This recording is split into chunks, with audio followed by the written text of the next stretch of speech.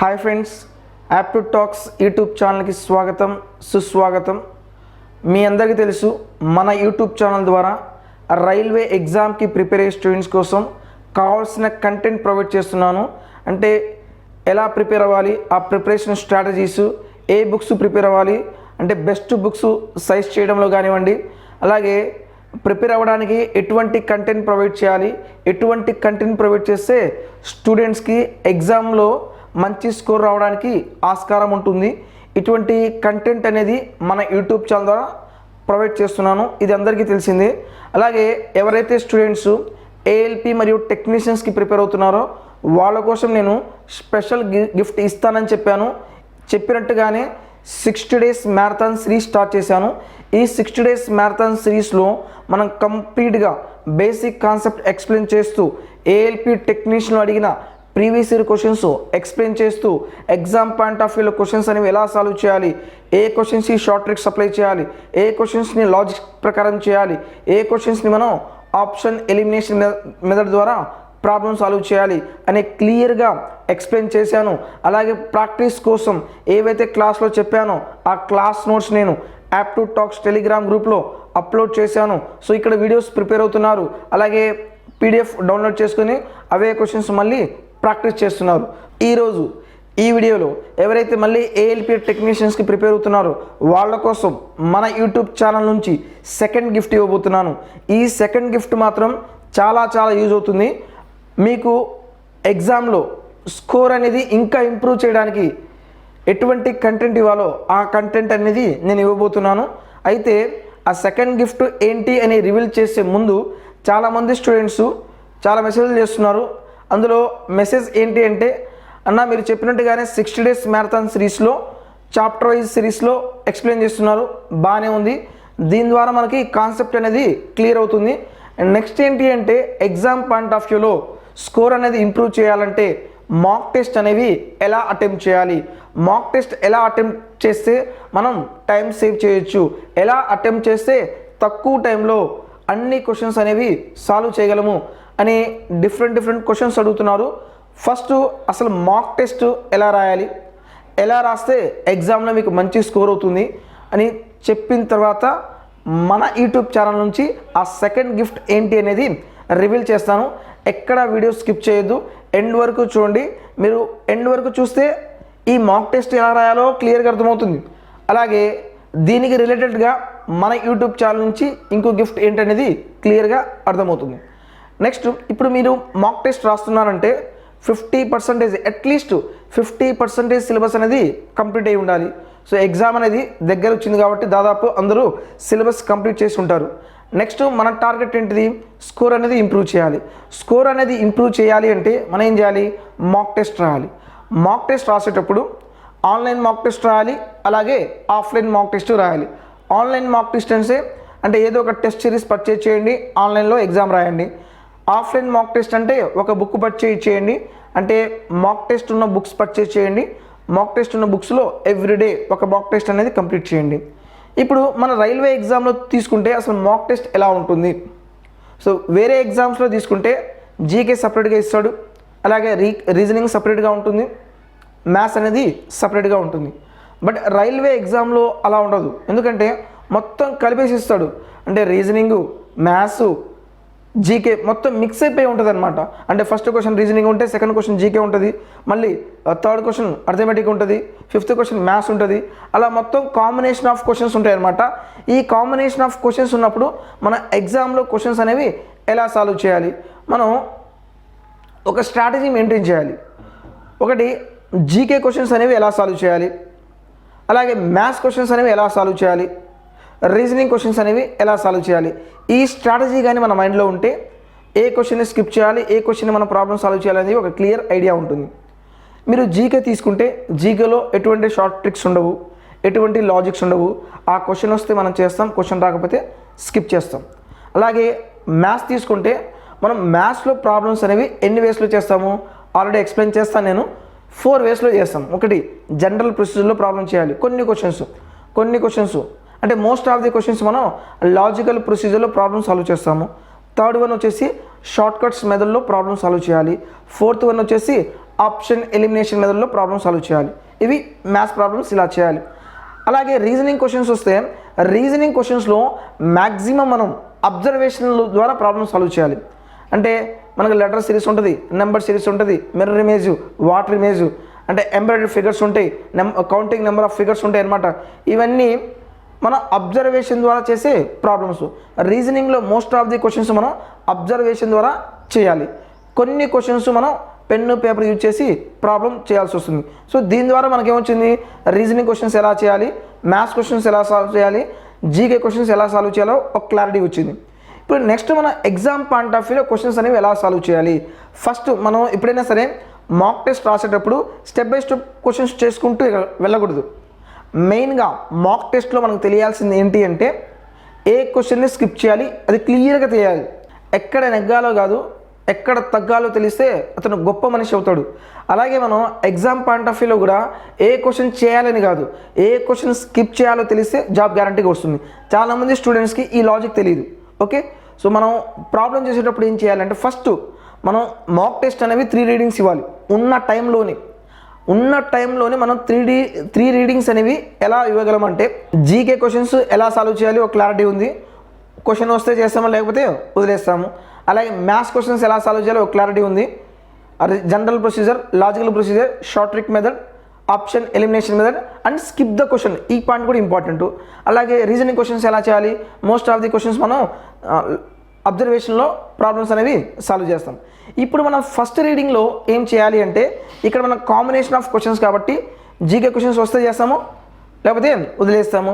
Maths క్వశ్చన్స్లో maximum first రీడింగ్లో short trick methods, option elimination మెథడ్లో ఈ 2 మెథడ్స్ యూజ్ చేసి ప్రాబ్లమ్స్ సాల్వ్ చేసే విధంగా ఉండాలి.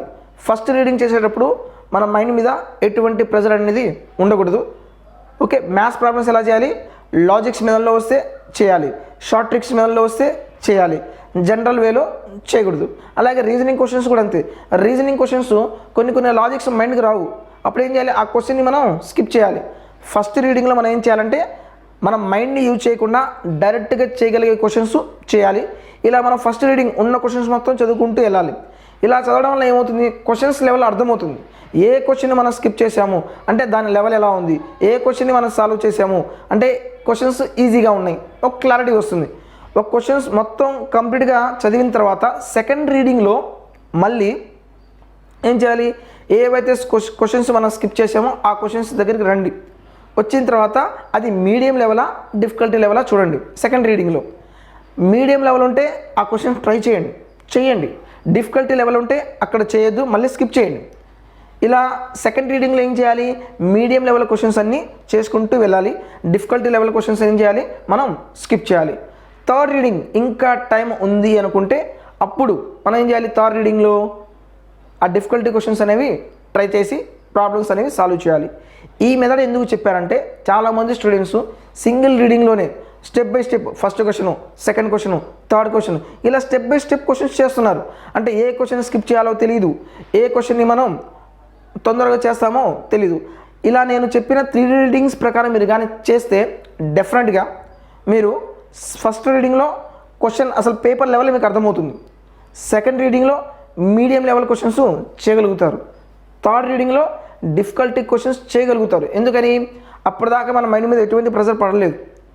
ఎగ్జామ్ పాయింట్ ఆఫ్ వ్యూలో ఎప్పుడైనా సరే మన మైండ్ని వేస్ట్గా యూజ్ చేయకూడదు. ఎంతవరకు యూజ్ చేయాలో అంతవరకే యూజ్ చేయాలి. దట్టు ఇంకోటి ఏం చేయాలి, మనం టైం మేనేజ్మెంట్ చేయాలి. అన్నెసరీగా టైం మాత్రం వేస్ట్ చేయకూడదు. మనం పర్ఫెక్ట్గా టైం మేనేజ్మెంట్ చేయడం తెలిస్తే జాబ్ పక్కాగా వస్తుంది. చాలామంది స్టూడెంట్స్ ఎగ్జామ్ అయిపోయిన తర్వాత వాళ్ళు చెప్పే మెయిన్ రీజన్ ఏంటి అంటే ఆ పేపర్ లెవెల్ డిఫికల్టీగా ఉంది అని చెప్పరు. ఫస్ట్ వాళ్ళు చెప్పే రీజన్ ఏంటిది, ఇంకొంచెం టైం ఉంటే నాకు జాబ్ వచ్చేది, ఇంకొంచెం టైం ఉంటే నాకు స్కోర్ ఇంకొంచెం ఇంప్రూవ్ అయ్యేది అంటాడు. ఆ స్కోర్ అనేది మనం ఎప్పుడు ఎలా ఇంప్రూవ్ చేయాలి, ఆ టైం అనేది ఎలా మేనేజ్మెంట్ చేయాలి అంటే ఈ మాక్ టెస్ట్ ద్వారానే పాసిబిలిటీ అవుతుంది. అందుకని ఫస్ట్ ఆ 60 days మ్యారథాన్ సిరీస్లో complete chapter wise series utilise చేయండి, చాప్టర్ నేర్చుకోండి, క్వశ్చన్స్ ప్రాక్టీస్ చేయండి. Next number of mock test రాయండి. ఈ మాక్ టెస్ట్ వల్ల ఏమవుతుంది, ఏ టాపిక్ మీరు డిఫికల్టీ ఫీల్ అవుతున్నారు, ఏ టాపిక్ మీకు ఈజీగా ఉంది ఒక క్లారిటీ వస్తుంది. నెక్స్ట్ ఏం చేయాలి, మాక్ టెస్ట్ రాసిన తర్వాత మనం ఎనాలిసిస్ చేయాలి. అంతేగాని మాక్ టెస్ట్ రాసాము ఇంక వదిలేయడం కాదు. కంప్లీట్ ఎనాలిసిస్ చేస్తేనే మాక్ టెస్ట్లో మనకు ఇంప్రూవ్మెంట్ ఉంటుంది. అంతేగాని ఎనాలిసిస్ చేయకుండా ఎటువంటి ఇంప్రూవ్మెంట్ ఉండదు.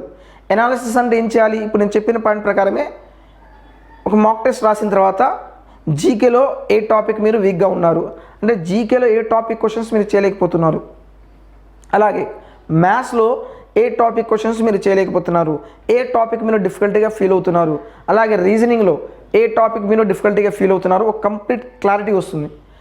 ఎప్పుడైతే మీరు డిఫికల్టీ ఫీల్ అవుతున్నారో ఆ టాపిక్ మొత్తం ఏం చేయాలి, నోట్ చేయండి. నోట్ చేసిన తర్వాత మళ్ళీ ఆ టాపిక్స్ అనేవి క్లియర్గా రివైజ్ చేయండి. అన్ని మోడల్స్ కవర్ అయ్యే విధంగా రివైజ్ చేయండి. ఇలా కానీ మీరు ఎనాలిసిస్ చేస్తూ మీ యొక్క డ్రాబ్యాక్స్ని మీరు ఓవర్కమ్ చేస్తే డెఫినెట్గా త్రూ మాక్ టెస్ట్ ద్వారా మీకు మంచి స్కోర్ అనేది ఇంప్రూవ్ అవుతుంది. అలాగే టైంని ఎలా మేనేజ్ చేయాలో క్లియర్గా మీకు ఒక ఐడియా వస్తుంది. సో మాక్ టెస్ట్ నేను ఎలా అయితే ప్రొసీజర్ ఫాలో అయ్యానో, ఎలాంటి ప్రొసీజర్ చెప్పానో కరెక్ట్గా అలాంటి ప్రొసీజర్ మీరు ఫాలో అవ్వండి.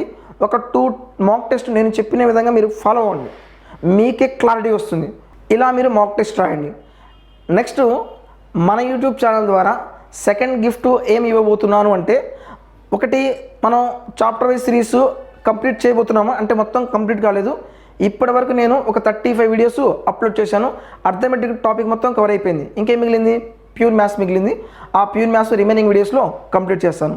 నెక్స్ట్ ఆ సెకండ్ గిఫ్ట్ ఏంటి అంటే, మన యూట్యూబ్ ఛానల్ ద్వారా మళ్ళీ ఇప్పుడు దాకా చెప్పిన పాయింట్స్ మాక్ టెస్ట్ ఎలా రాయాలి, ఈ స్ట్రాటజీని బేస్ చేసుకుని సేమ్ ఫస్ట్ రీడింగ్ ఎలా చేయాలి, సెకండ్ రీడింగ్ ఎలా చేయాలి, థర్డ్ రీడింగ్ ఎలా చేయాలి, ఇప్పుడు నేను ఏ స్ట్రాటజీ అయితే చెప్పానో అదే స్ట్రాటజీ మెయింటైన్ చేస్తూ మన యూట్యూబ్ ఛానల్ నుంచి మీకు complete reasoning 20 practice sets, maths 20 practice sets నేను ఇవ్వబోతున్నాను. ఈ ప్రాక్టీస్ టెస్ట్ కానీ మీరు కానీ ప్రాక్టీస్ చేస్తే డెఫినెట్గా మీ స్కోర్ అనేది ఇంప్రూవ్ అవుతుంది. నేను ఏవైతే పాయింట్స్ చెప్పానో, ఎలా అయితే మాక్ టెస్ట్ రాయమని చెప్పానో సేమ్ అదే ప్రొసీజర్లో ఈ మాక్ టెస్ట్లో నేను ఎక్స్ప్లెయిన్ చేయబోతున్నాను. అంటే first question, second question, third question ఇలా కాదు. ఫస్ట్ క్వశ్చన్ చెప్పాను, ఏ క్వశ్చన్ స్కిప్ చేయాలి ఆ క్లారిటీ కూడా మీకు వస్తుంది. ఏ క్వశ్చన్ మీరు ఆప్షన్ ద్వారా చేయాలి ఆ క్లారిటీ వస్తుంది. ఏ క్వశ్చన్ మీరు షార్ట్ ట్రిక్లో చేయాలి ఆ క్లారిటీ వస్తుంది అనమాట. నేను చెప్పిన స్ట్రాటజీ కంప్లీట్ స్ట్రాటజీని బేస్ చేసుకుంటూ మీకు ప్రాక్టీస్ టెస్ట్లో నేను ఎక్స్ప్లెయిన్ చేస్తాను. దయచేసి ఎగ్జామ్కి వెళ్ళే ముందు ఈ 60 days మ్యారథాన్ సిరీస్ కంప్లీట్ చేయండి. అలాగే నేను ఇవ్వబోయే ఈ 20 రీజనింగ్ ప్రాక్టీస్ సెట్స్, అలాగే 20 మ్యాథ్స్ ప్రాక్టీస్ టెస్ట్ అనేవి బాగా ప్రాక్టీస్ చేయండి. ఈ రెండు కానీ మీరు యూటిలైజ్ చేసుకుంటే డెఫినెట్గా మీకు ఏఎల్పిలో మంచి స్కోర్ వస్తుంది. మంచి స్కోర్ వస్తే డెఫినెట్గా మీకు జాబ్ అనేది వస్తుంది. పక్కా రైల్వే జాబ్ అనేది గ్యారంటీ. మన యూట్యూబ్ ఛానల్ ద్వారా రైల్వే ఆస్పిరెంట్స్ కోసం ఎటువంటి కంటెంట్ ఇస్తే వాళ్ళకి మంచిగా జాబ్ వస్తుంది, అటువంటి కంటెంట్ మన యూట్యూబ్ ఛానల్ ద్వారా నేను ఇవ్వడానికి మ్యాక్సిమం ట్రై చేస్తున్నాను. సో మీ నుంచి నాకు కావాల్సిన సపోర్ట్ ఒకటే, నేను ఎలాంటి సపోర్ట్ అయితే మీకు ఇస్తున్నానో అటువంటి సపోర్ట్ మీరు కూడా నాకు ఇవ్వండి. అదే నెక్స్ట్ ఇంకొకటి, ఈ మాక్ టెస్ట్ సిరీస్ అని చెప్పా కదా, ఈ మాక్ టెస్ట్ అనేవి ఏ టైంలో అప్లోడ్ చేయాలో ఆ టైం నాకు కామెంట్లో తెలియజేయండి. మీ యొక్క కన్వీనియంట్ టైంని బేస్ చేసుకొని నేను టైం ఫిక్స్ చేసి ఆ టైంలో నేను వీడియో అనేది అప్లోడ్ చేస్తాను. టైం అనేది ఇంపార్టెంట్. మీ యొక్క కన్వీనియంట్ టైం తీసుకొని కామెంట్లో తెలియచేయండి. ఎక్కువ చాలామంది స్టూడెంట్స్ ఏ విధంగా టైం మెన్షన్ చేస్తారో ఆ టైంని బేస్ చేసుకుని నేను వీడియో అనేది అప్లోడ్ చేస్తాను. సో నా నుంచి మీకు సపోర్ట్ చేస్తున్నాను, మీ నుంచి కూడా నాకు సపోర్ట్ ఇవ్వండి. మన వీడియోస్ని లైక్ చేయండి. ఎవరైతే స్టూడెంట్స్ రైల్వే ఎగ్జామ్కి ప్రిపేర్ అవుతున్నారో మన యూట్యూబ్ ఛానల్ వాళ్ళకు సజెస్ట్ చేయండి. ఎందుకంటే పక్కా content, to the point content నేను ప్రొవైడ్ చేస్తున్నాను. మనం ఎప్పుడైనా సరే to the point content prepare అయితే తక్కువ టైంలో మనం జాబ్ రావడానికి పాసిబిలిటీ అనేది ఎక్కువ ఉంటుందన్నమాట. వీడియో నచ్చితే లైక్ చేయండి. మీకు ఇంకా ఏమైనా రిక్వైర్మెంట్ ఉంటే కామెంట్లో తెలియచేయండి. మీ ఫ్రెండ్స్ ఎవరైనా రైల్వే ఎగ్జామ్కి ప్రిపేర్ అవుతున్నట్లయితే దయచేసి వాళ్ళకి షేర్ చేయండి. Thank you for watching.